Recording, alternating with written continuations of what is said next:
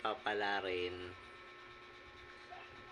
papala rin, baka next year mga ibang bansa na ako. Sa Canada daw, maganda raw dun.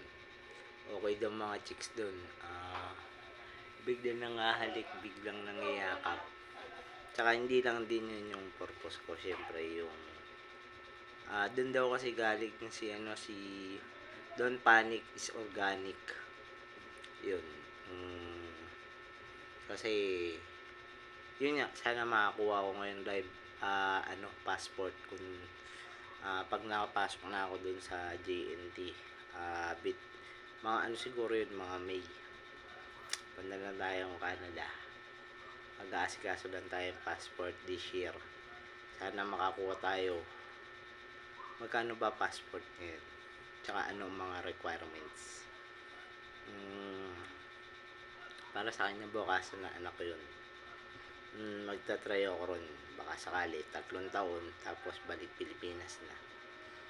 Yun. Sana masok ako dun sa Canada. Kung sakali.